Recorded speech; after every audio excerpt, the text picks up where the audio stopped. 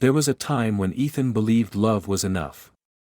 When his world revolved around the soft warmth of Sophie's laughter, the shared silences between them, and the quiet plans he crafted for their future. He was 30 in earnest, offering her the kind of love that didn't blaze, it simmered. It wasn't flashy or dramatic. It was dependable, real. The kind of love that stays when the excitement fades, the kind that holds your hand during storms. But for Sophie, that wasn't enough.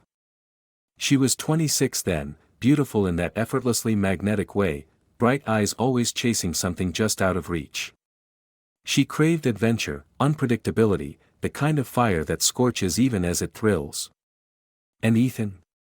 Ethan was calm waters. Solid. Predictable. Safe. At first, she told herself she needed that. She said she loved his thoughtfulness, the way he remembered her favorite tea or left notes in the pockets of her coat. But as the years pressed on, the restlessness in her heart grew louder. She'd look at Ethan, patient and steady, and wonder if she was missing out on something bigger. And so, one night, without anger or cruelty, she left. She didn't offer much of an explanation, just vague words about needing to find herself, wanting to experience life more fully. Ethan didn't fight it. He couldn't. What do you do when someone says your love is not what they need? He let her go. The pain came in waves. Quiet, persistent. It wasn't dramatic heartbreak, it was the aching silence of losing someone who once knew all your secrets. But Ethan didn't beg or chase. He respected her choice. And maybe, deep down, he hoped she'd come back. But she didn't. Sophie wandered into other lives. She dated artists, entrepreneurs, travelers, men who made her laugh until her ribs ached, who whisked her away to last-minute beach getaways, who burned with intensity but lacked depth. None of it lasted. The excitement always faded, and when it did, she found herself alone again. Each relationship chipped away at her illusions of what love should be.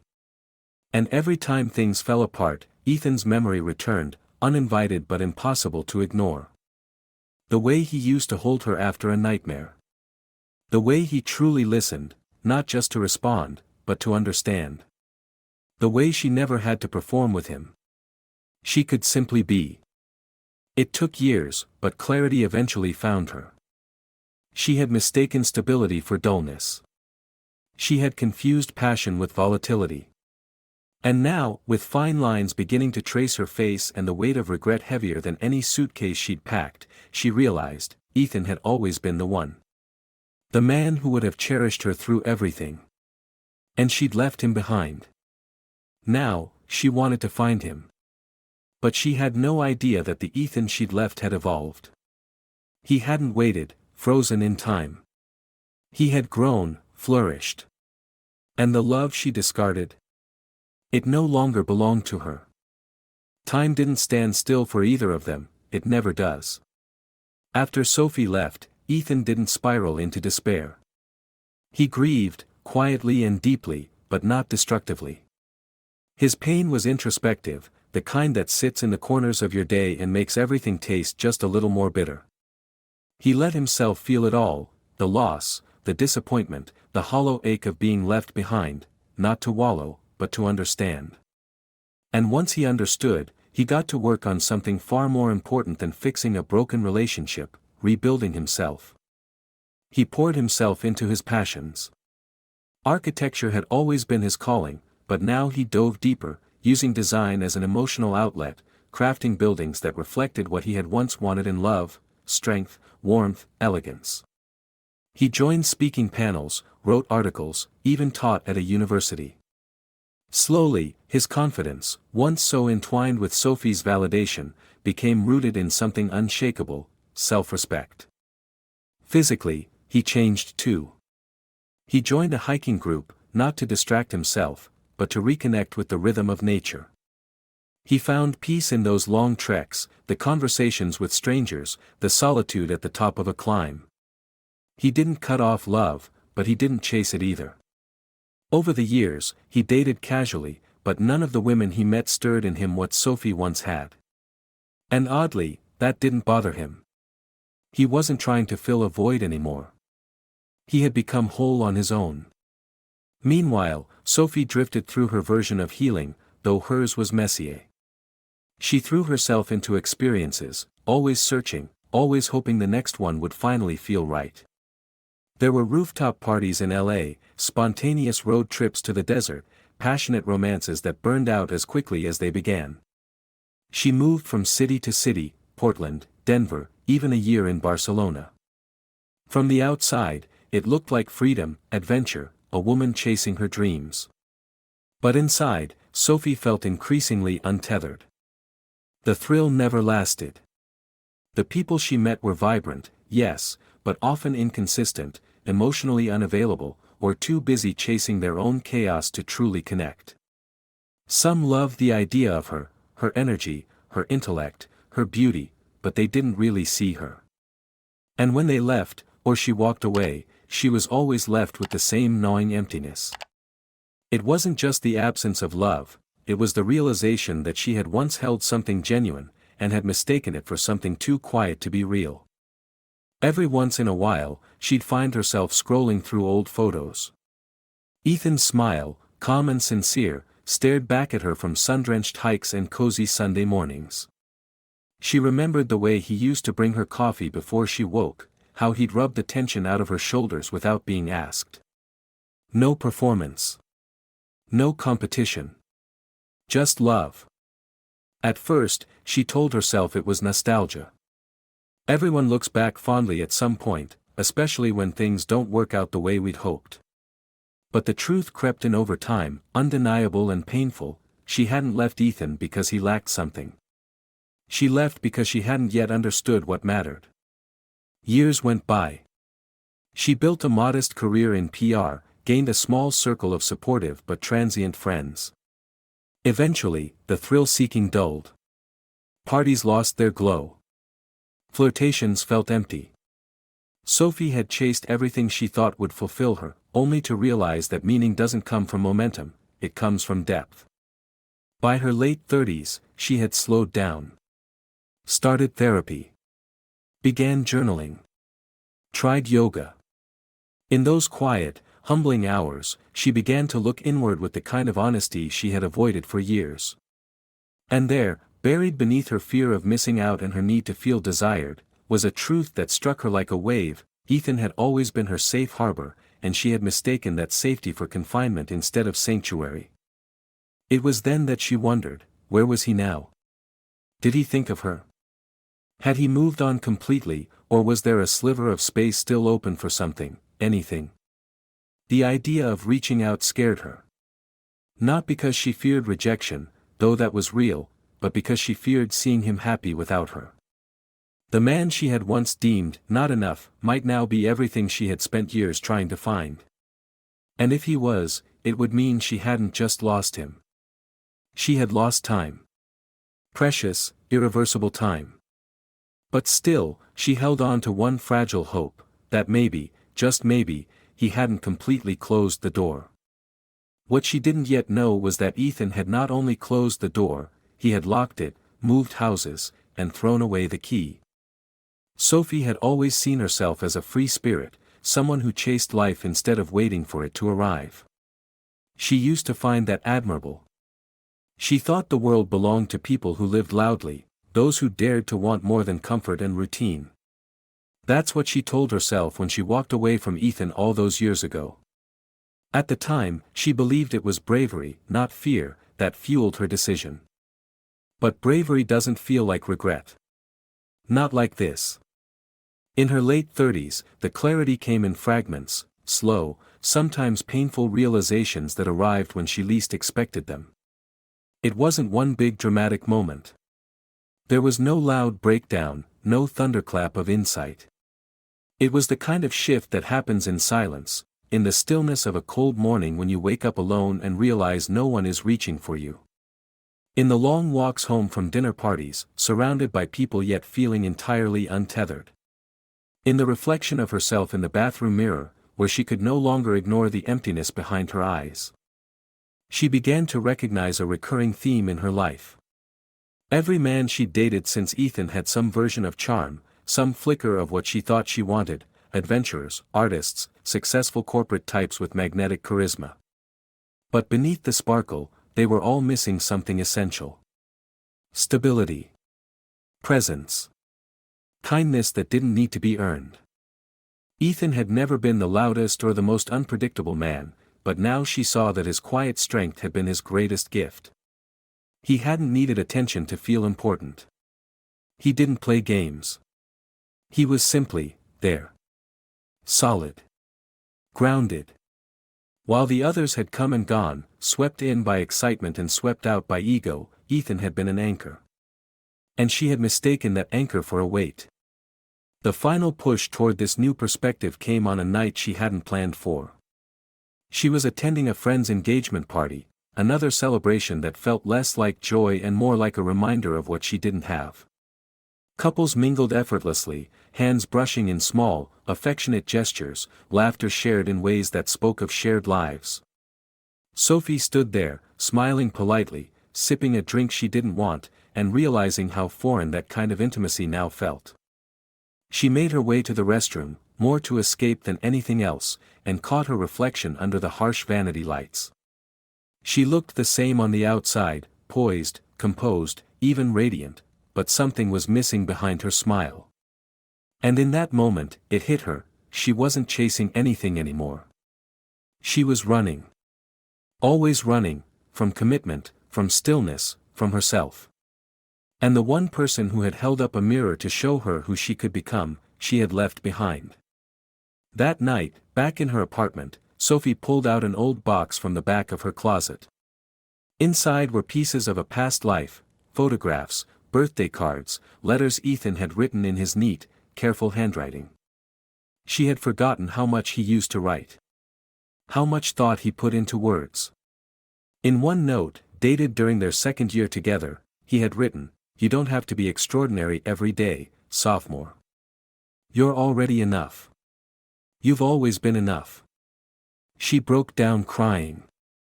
That message, so simple then, meant everything now. All her life, she had been trying to become enough, in the eyes of people who were never looking closely to begin with. She had brushed off Ethan's love as too simple, too quiet, because she didn't understand yet that real love doesn't need to perform. In therapy, she began to unpack it all. Her fear of settling, her hunger for validation, her confusion between desire and value. Her therapist once asked, "What would your life have looked like if you had stayed with Ethan, not out of fear, but because it was already what you needed?" Sophie couldn't answer. The question haunted her. More than once, she considered reaching out. She found herself hovering over his name in her contact list, rereading old texts, wondering how he would respond if she sent even the simplest message. "Hey, how have you been?" But every time her thumb lingered over the screen, her heart would clench. What if he didn't respond at all? What if he had erased her, not just from his phone, but from his life? She tried to find him online.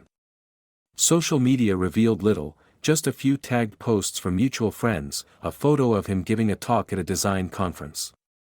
He looked older, stronger, deeply composed. His smile was still soft, but there was something different in his eyes. A fullness. A peace. He looked like a man who had found what he needed. And that realization cut deeper than anything else.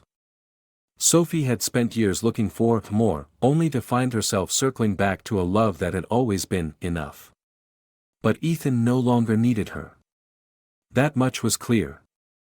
And for the first time, she understood what it meant to miss not just a person, but a life she could have had, if only she'd known how to cherish it before it was gone. Now, all she could do was hope that maybe, just maybe, she hadn't waited too long to say the words she should have spoken years ago. The message Sophie finally sent was short. "Hi, Ethan. I've been thinking about you lately. Would you be open to catching up over coffee?" She stared at her phone for a full hour after sending it, her mind torn between the fear that he wouldn't reply and the even worse possibility that he would, with indifference. It had taken her weeks to craft that simple line. Not because she didn't know what to say, but because nothing felt like enough. How do you summarize years of regret in a single message? How do you step back into someone's life when you were the one who walked out of it? To her surprise, he replied the same day. Sure. I'll be at Talia's Cafe downtown this Friday. 11 a.m., no emoji. No warmth. Just words that read like a professional meeting reminder. She knew immediately, this was not the Ethan she remembered. That Friday, Sophie arrived early. She took a seat by the window, her nerves crackling beneath her calm exterior. The cafe was warm and rustic, full of quiet conversations and the aroma of roasted coffee beans. It felt like the kind of place Ethan would have chosen, but now it felt foreign, almost too curated. She glanced around and wondered if he came here often. Did he bring someone else here now? When he walked in, she almost didn't recognize him. Ethan had always been handsome in an understated way, but now there was a quiet power to his presence. He moved with purpose, no hesitation in his step. He wore a slate gray coat over a black turtleneck, and his beard was slightly flecked with silver, mature, deliberate, and effortlessly put together. But it wasn't just his appearance that made her heart lurch. It was his energy. Composed. Unbothered. Whole. Hi, Sophie said, standing awkwardly as he approached.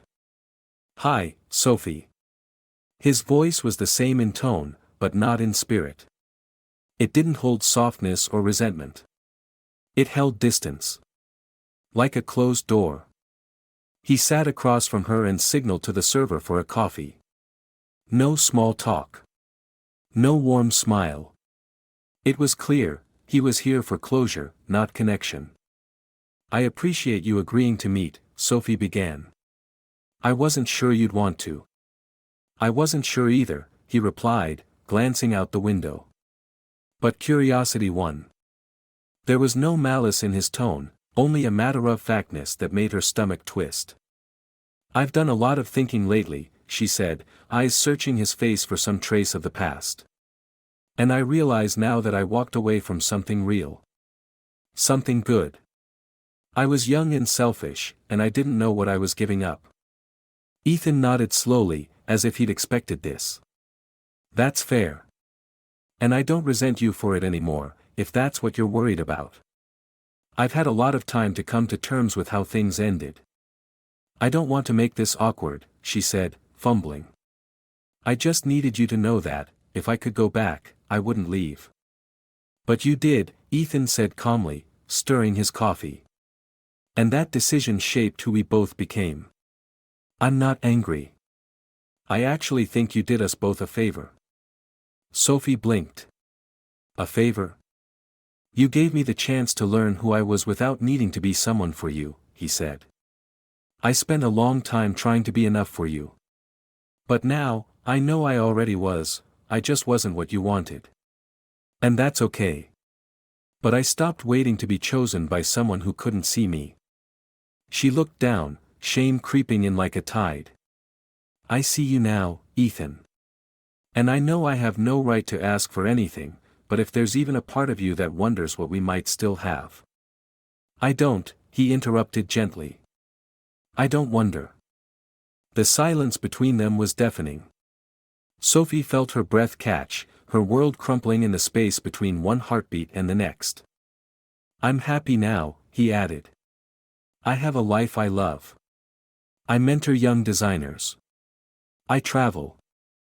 I'm in a relationship with someone who sees me for who I am and doesn't want to change me. She froze. You're seeing someone? He nodded. For about a year now. It's good. It's steady. And it's something I never thought I'd find again after you left. Her throat tightened. She wanted to say congratulations. She wanted to smile and pretend to be happy for him. But all she could do was sit there, silently grieving a life that would never be hers again. I didn't come here to hurt you, Ethan said, finishing his coffee. But I needed you to see who I've become. Not because I want you back in my life, but because I want you to understand that I'm not the man you left. I'm better. And I no longer need your validation. He stood, slipping on his coat. I hope you find peace, Sophie, he said sincerely, before walking away. She sat there long after he left, the seat across from her still warm. She wasn't angry. She didn't feel betrayed. What she felt was something far more painful. She had finally come back, only to find the man she once called home was no longer waiting.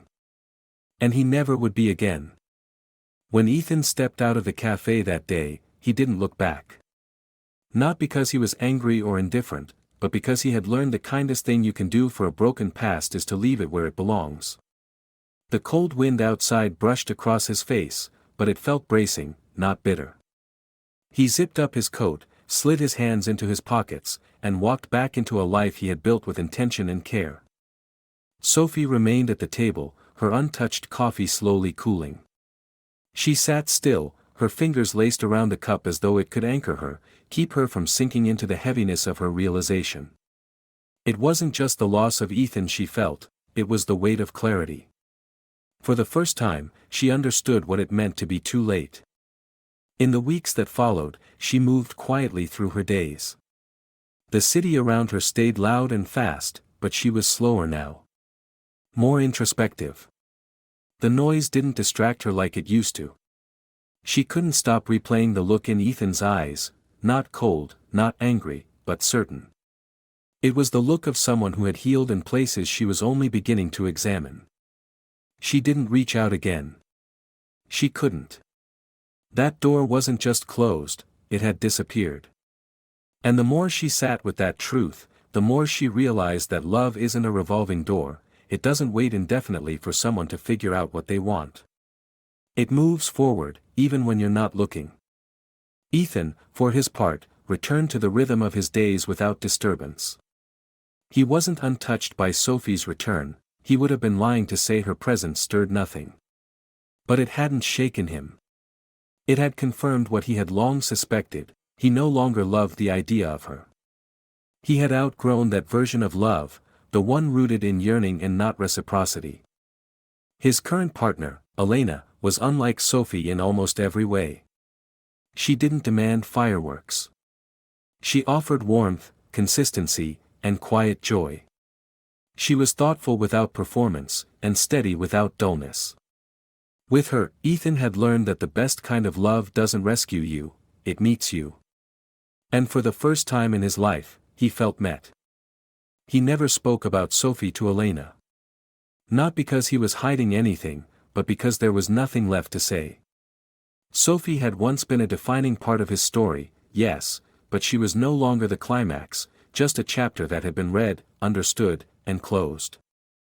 Sophie, however, began writing a different kind of story for herself. One not centered around someone else's love, but around her own acceptance. She didn't rush into another relationship. She didn't flee to another city. She stayed. Sat with herself. Learned how to be enough without someone affirming it. It was painful at times, but also necessary. She began volunteering at a local literacy program. Teaching kids.